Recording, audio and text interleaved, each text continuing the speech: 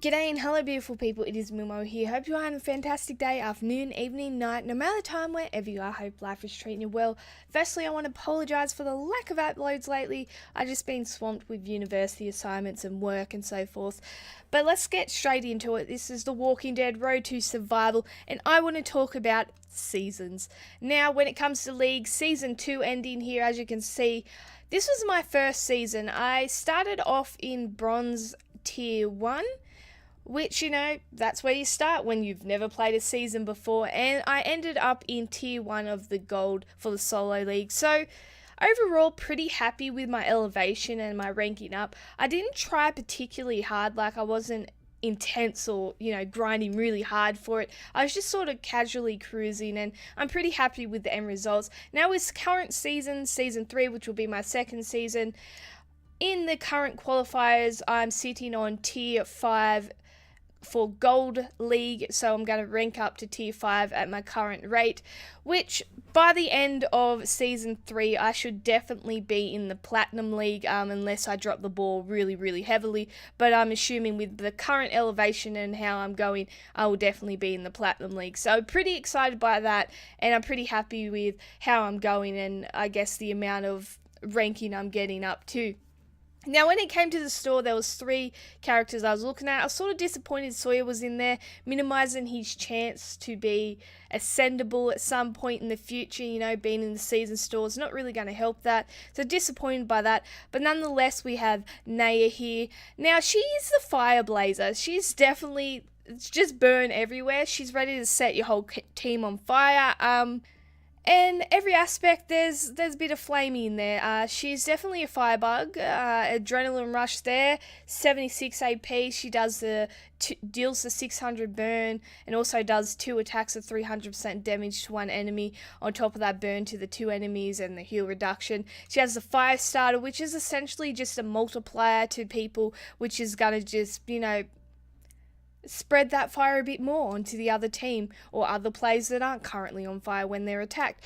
When someone else is on fire, active skill has the burn as well. So she's someone that no doubtedly could essentially set your whole team on fire at any given stage, essentially with that multiplier in that fire star. So she was very interesting. I did like her quite a lot. She had an extremely high attack and she was in the market, but unfortunately I'm really lacking in my range department, so I definitely could have got her and Tara in regards to the cost, but Sandy is just something I couldn't go past Sandy. But in regards to Tara, she has such a huge potential to be one of the heaviest hitting legendary toughs there are. 1982 she starts off. Her role is damage for good reason. She has the 450% damage to a line of enemies. She gives you some AP, some focus. I'm not a huge fan of focus. She also gives you some defensive aspects, defense up, and then on a roll she increases her attack. So she just has all this potential to be such a heavy hitting blue, like goodbye Tyrese sort of thing.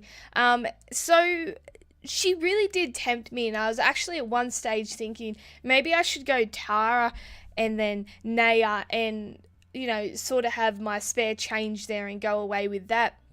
But then I checked out Sandy. Now, the reason why Sandy really topped the boat for me, and I really didn't like, I guess, essentially the increase or the price hike to Sandy, was she overly that more better than Tara?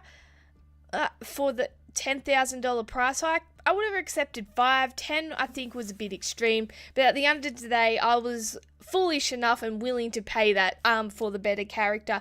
Now, the reason why Sandy really was the character I went for in the end was basically because not only of her rush, but her overall active skill. Now, I don't currently have in my range legendaries a revive, so having that in the active skill was one department I could tick for now and sort of be happy with that. And then her adrenaline rush was the fastest. So you had Naya and Tara who were sitting at the 76 AP cost, and then Sandy was at the 66. Now, you've probably heard me talk tons of time about the 66 AP legendaries because they are the majority of legendaries that make up my team. I have minimal 76 AP legendaries that are currently in my team. So the only reason I have anyone with 76 AP, which is the average for legendaries, is because they have another aspects which I sort of think will contribute greatly to my team, or I need in my team. You know, they might have guardian skill, they might have a revive in there, they might have a great leader skill, and so forth. So that's the only reason I have anyone with a 76 or AP above Rush. Now, you do have leaders with AP skills, weapon mods, you know, there's plenty of ways to gain AP to make Tara and Naya a lot more effective. But, you know, starting off with a base of 66 can make Sandy a lot more effective as well. So that was one of the major reasons. And Sandy was also had a higher defense rate, which I was looking for a character more as a defensive purpose rather than an attacking purpose. So that's why I went with Sandy in the end. Basically, I'm really lacking in my legendary ranged, and I really wanted to add defense to my range defensive aspect. It wasn't attacking I'm struggling with, it's more the defensive aspect. So that's why I went with Sandy. Like I said, I don't know if she was worth the 10,000 price hike but at the end of the day, I needed her, I wanted her, and I was going to pay it. But let me know what you think of the season store and what character you went with and how your season went. As always, I thank you for watching. Always remember how awesome you are. Bye.